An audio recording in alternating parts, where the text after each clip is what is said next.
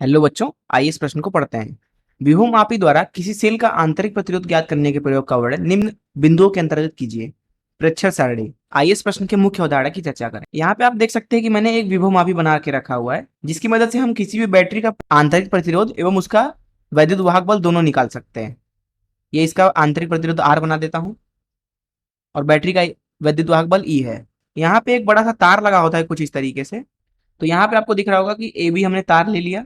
दरअसल वास्तविक विभवमापी में कुछ इस तरीके से रहता है, किंतु हम इसे गणना के लिए, ताकि ये आसान रहे, इसे सीधा बना लेते हैं। तो एक विभवमापी किसी बैटरी का वैद्युत वाहक बल अथवा उसका आंतरिक प्रतिरोध निकालने के लिए इस्तेमाल किया जाता है। इसकी मुख्य उदाहरण ये है कि जब हम बाहरी बैटरी के साथ गैल्वेनोमीटर को कुछ इस तरीके से जोड़ते हैं, तो ये जो होता है पेन जैसा ये दिखता है असली में। ये दरअसल इसको हम लोग जॉ बोलते हैं, जे। हम क्या करते हैं कि इसको इस तार के ऊपर अलग अलग जगहों पर ले जाते हैं, घसकाते रहते हैं, और एक ऐसा बिंदु हमें मिलता है C, जो कि मान लेते हैं कि A से L दूरी पर है, जिसके लिए इस गैल्वेनोमीटर का विक्षेप 0 होता है। विक्षेप 0 होने का मतलब यह है कि जो ये C बिंदु है, इसका विभव और यहाँ पर जो ये वाला बिंदु है, इसका विभव बराबर होता है।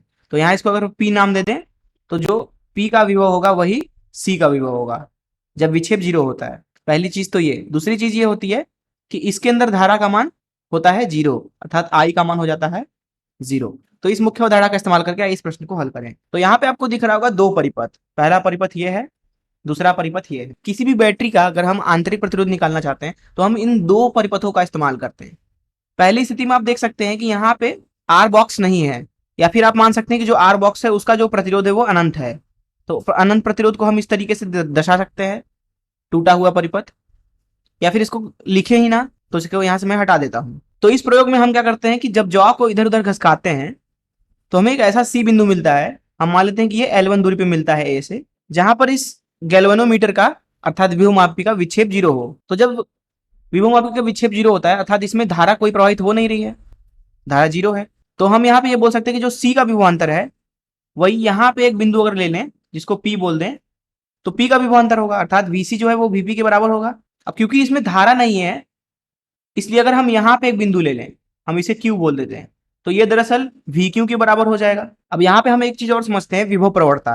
विभव प्रवणता दरअसल विभवमापी के लिए एक बहुत ही जरूरी चीज है, जिसका इस्तेमाल हम सारी गणनाओं में करते हैं। विभव प्रवणता का मान लिखा जाता है M बराबर इस AB के दोनों तरफ जो भी विभव है वो, अर्थात VAB बटा AB की कुल लंबाई, जिसे यहाँ पे कैपिटल L मान लेते हैं। तो इस चीज को आप ध्यान में रखें। इस चीज का यहाँ पे हम इस्तेमाल इस तरीके से कर सकते हैं कि अगर हम यहाँ पे VAC लिखना चाहें, अर्थात A और C के बीच का विभवांतर, तो वो लिखा जाएगा L1 गुणे विभव प्रवणता M। इसको हम प्रथम समीकरण मान लेते हैं।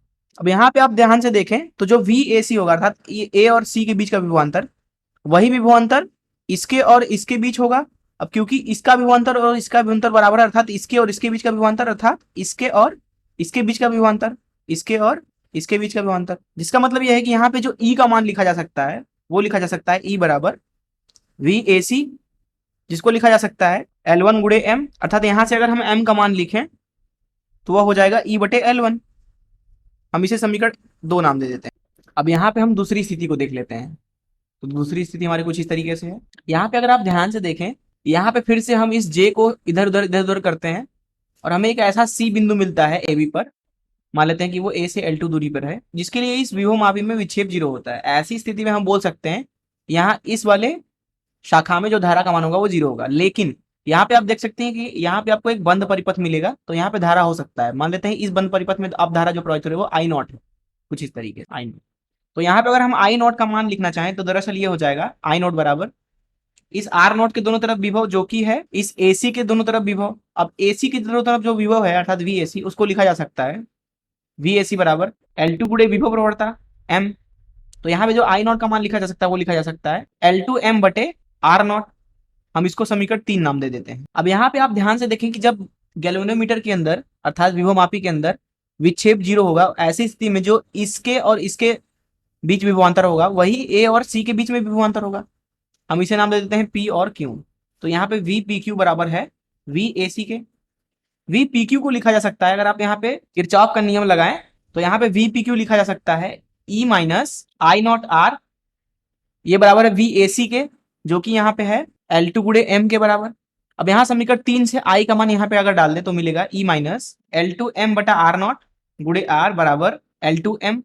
हम इसे समीकरण 4 नाम दे देते हैं। अब अगर हम समीकरण 4 में समीकरण 2 का मान उठा के डाल दें, अर्थात m का मान उठा के डाल दें, तो हमें मिलने वाला है, तो यहाँ हो जाएगा E माइनस L2 R बटे R नॉट m जो कि है E बटा L1, ये बराबर है L2 गुणे m जो कि है E बटा L1। यहाँ पे ध्यान से देखें तो जो E है वो दोनों तरफ से कट जाएगा, हमें मिलने वाला है 1 माइनस L2 बटा L1 R बटे R नॉट बराबर L2 बटा L1। तो यहाँ से हमें मिलेगा 1 बराबर L2 बटा L1 और अंदर लिखा जाएगा R बटे R नॉट प्लस 1। तो यहाँ से हमें मिल रहा है R बटे R नॉट प्लस 1 बराबर L1 बटा L2। तो यहाँ से अगर हम R का मान लिखें तो वो है R नॉट L1 बटा L2 माइनस 1 के बराबर। तो इस तरीके से जब हम प्रयोगात्मक रूप में L1 और L2 का मान प्रेक्षण करके निकालते हैं, R नॉट का मान हमें पता ही होता है, तो इस तरीके से हमें बैटरी का आंतरिक प्रतिरोध स्मॉल r का मान बड़े ही आसानी से मिल जाएगा इस सूत्र का प्रयोग करके। तो इस सूत्र का प्रयोग से ही हम लोग यहाँ प्रेक्षण सारणी बनाते हैं। यहाँ पे होता है प्रेक्षण संख्या, अर्थात प्रयोग संख्या जितनी बार आप करना चाहते हैं, 1 2 जितनी बार आप करना चाहें। यहाँ पे लिखा जाता है पहली स्थिति में प्रतिरोध बॉक्स का प्रतिरोध जो कि अनंत है, अर्थात आर नॉट का मान जब अनंत हो तब संतुलन बिंदु की दूरी अर्थात L1 लिखेंगे सेंटीमीटर में। वही बात करें यहाँ पे, तो यहाँ पे लिखा जाता है जब रेजिस्टेंस बॉक्स का प्रतिरोध जो है वो अनंत नहीं है, ऐसी स्थिति में संतुलन बिंदु की दूरी अर्थात यहाँ पे लिखते हैं L2 सेंटीमीटर में, और L1 और L2 के सेंटीमीटर मान से हमें मिलता है बैटरी का आंतरिक प्रतिरोध जो कि बराबर होता है प्रतिरोध बॉक्स का प्रतिरोध गुणे L1 बटा L2 माइनस 1। तो इस तरीके से हमने विभवमापी के द्वारा किसी बैटरी का आंतरिक प्रतिरोध निकालने के लिए प्रेक्षण सारणी देखा तथा हमने ये भी देखा कि कैसे हम बैटरी के आंतरिक प्रतिरोध को निकालते हैं। मैं आशा करता हूं कि आपको इस प्रश्न का हल जरूर समझ में आया होगा। धन्यवाद।